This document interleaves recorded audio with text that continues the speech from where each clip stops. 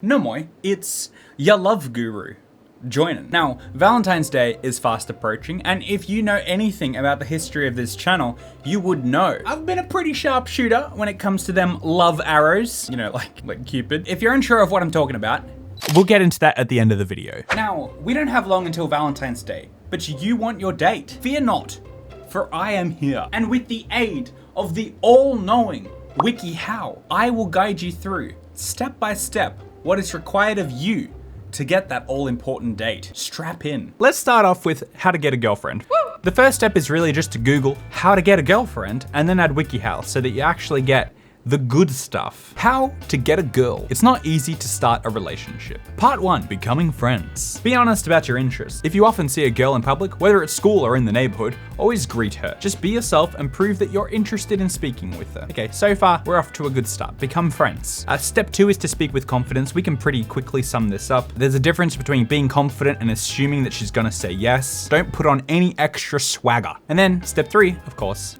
don't expect to win them all. There are many reasons why a girl may not accept your offer to go on a date with her. You shouldn't take it too personally if she's not interested. So step 3 is pretty much setting you up for failure. But then we move on to part 2, transitioning from friend to girlfriend.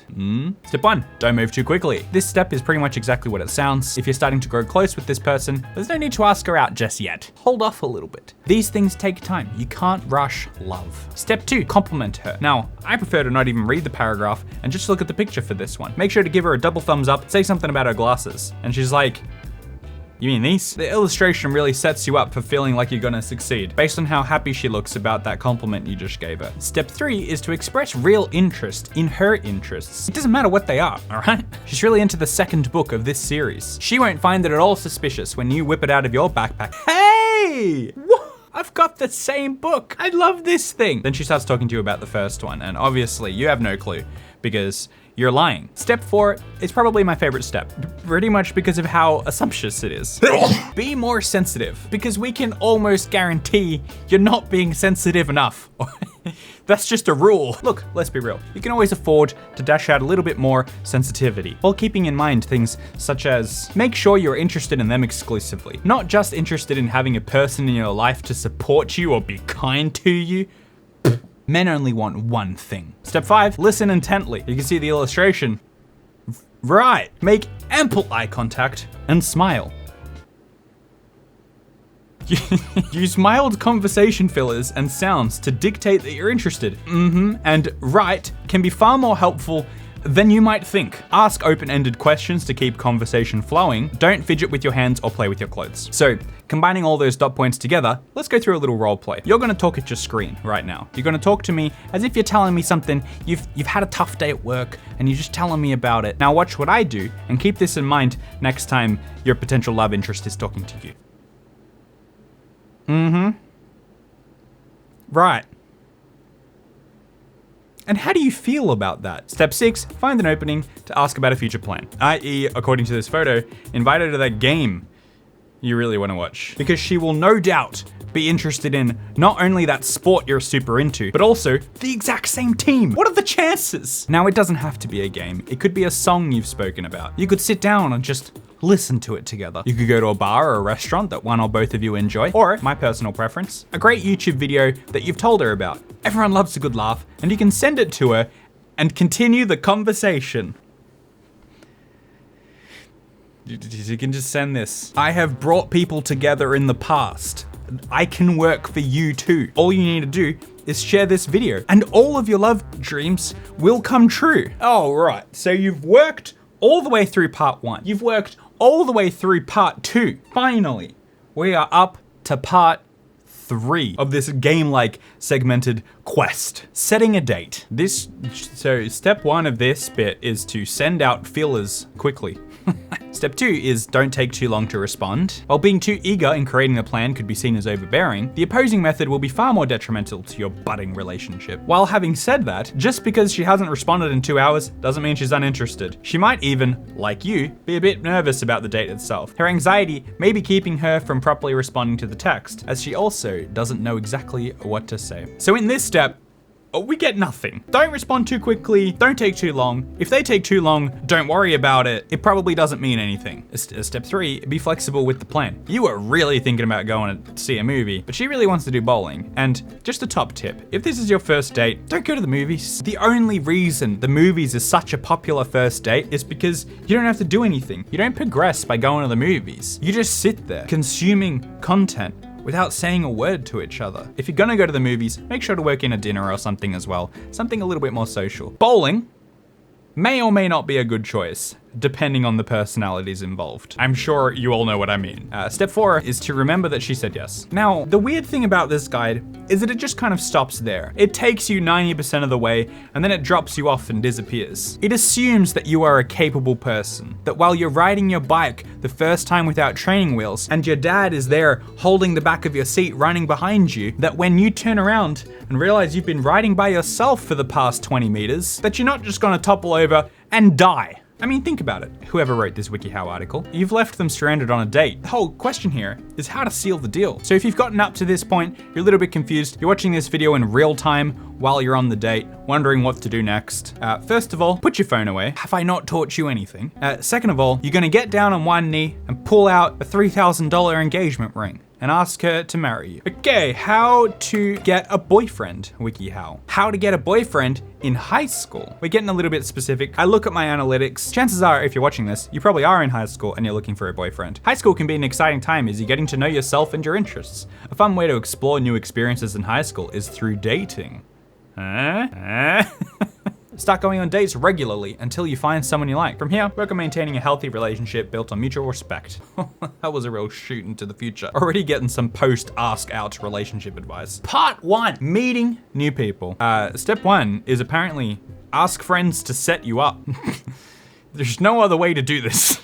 If you have friends who are particularly social and are likely to not be the type to look up a WikiHow article on how to get a boyfriend in high school and can probably have the social skills to try to figure out how to do that on their own, tell them you'd like to try dating. Now I'm gonna pause there. I'm not making fun of people who would look this kind of thing up. And I don't mean to make fun of anyone who would seek advice for this kind of thing. I just think a lot of the WikiHow guides are funny. Step 2, get involved in extracurricular activities. This must be like an American thing because at least when I went to school, this didn't exist. There wasn't really any extracurricular school activities, but it's probably a good way to meet people if that's a thing for you. 3, have realistic expectations, all right?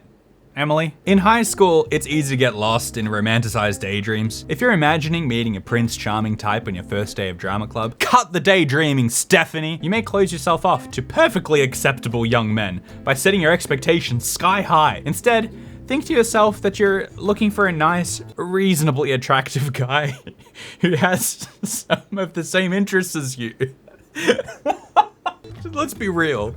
Just aim for reasonably attractive, all right? 4, socialize. If you want to meet someone, you need to put yourself out there. Even if you're naturally shy, you need to be social if you want to find a boyfriend. True, unless of course the boy himself is quite social and he just sort of starts talking to you and you're like, well, all right, yeah, sure. You're reasonably attractive. But then again, that's not really in your own hands. And you're trying to get a boyfriend before Valentine's Day. So make sure you say things like, wow, last week's exams was intense, right? Guaranteed pickup line. He will know without a shadow of a doubt that you are interested in him. Attend high school events with permission of your parents. Part 2 is navigating dating. 1, you gotta actually ask someone out. It can be stressful to ask someone out, but you can even do it in a fairly casual manner. Try saying something like, would you be interested in getting a coffee with me after school sometime? Because high schoolers get coffee after school. Coffee. Like, sure, I mean, maybe some do, but it sounds like you're trying too hard to be old. If you want to make sure the guy knows it's a date, because let's be real, we can't afford to be too presumptuous. We're pretty shocked you're even talking to us at the moment. After all, we're only reasonably attractive. You can add something like, just the two of us. If you feel comfortable, you can flat out saying, would you like to go on a coffee date with me this weekend? A guy may appreciate this frankness.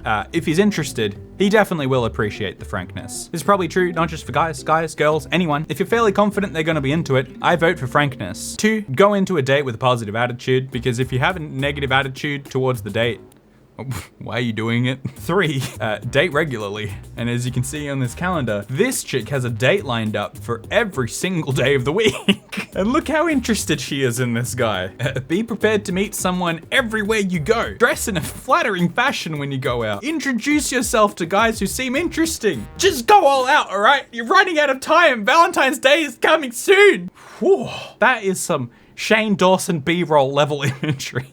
Be yourself. Don't hide behind a fake mask. If you're a terrible person, just be upfront about it. Who knows? They might be a terrible person too. It might be perfect. Step 5, wear something that makes you feel attractive on dates.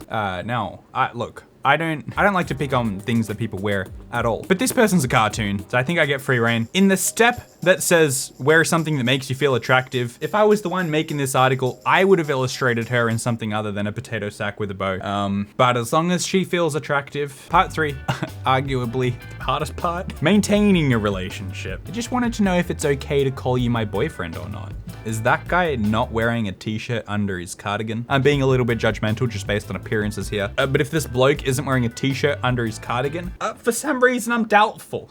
Don't say we need to talk.